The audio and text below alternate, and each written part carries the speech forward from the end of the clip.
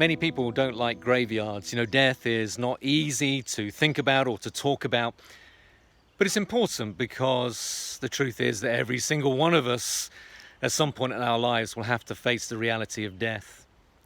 I was at a funeral not so long ago when the person who was deceased beforehand had said that death is final.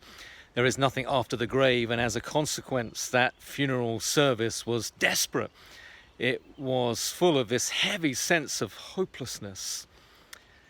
The old book paints a beautiful picture of death. Listen to these words.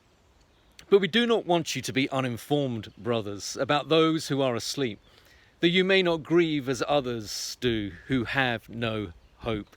What a beautiful word is that word asleep, talking about those who believe in God, who die, that death is not the end, that our soul, that which makes you, lives on. There is something beyond the grave. And how can we be sure of this? Well, the old book continues. For since we believe that Jesus died and rose again, even so, through Jesus, God will bring with him those who have fallen asleep. Jesus died on that cross. He tasted death himself. He came to defeat death. But for a moment, it looked, when they took his body off the cross and put it in a tomb, that death was having the final word. And then we read that on the third day, God raised Jesus from the dead. The old book says that God raised Jesus from the dead, freeing him from the agony of death, because it was impossible for death to keep its hold on him. And inasmuch as death could not hold Jesus, it cannot hold those who are held by Jesus. It's like God holding out the hand of rescue to humanity, to each one of us.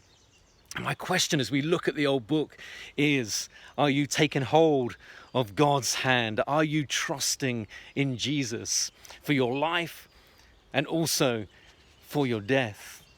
It's an important question, isn't it? When you do that, when you trust Jesus, you no longer need to fear death, but you have that assurance of one day being in heaven with him. But if you refuse the hand of rescue, the old book is clear that we will spend eternity separated from God in a place the Bible calls hell.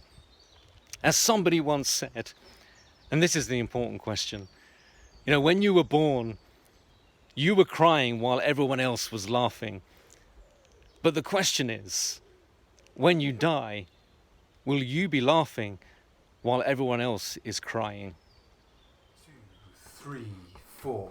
Yeah, yeah, yeah, yeah, yeah. When I die, yeah, yeah, yeah. I know I'm going to heaven when I die. If I fix my eyes on Jesus and hold my head up high, I can't promise I'll be perfect, but I'll promise that I'll try. I know I'm going to heaven when I die. Yeah, yeah, yeah. When I die. Yeah, yeah, yeah. I know one day my Lord will take me home. When all this world will fade away, no longer will I roam.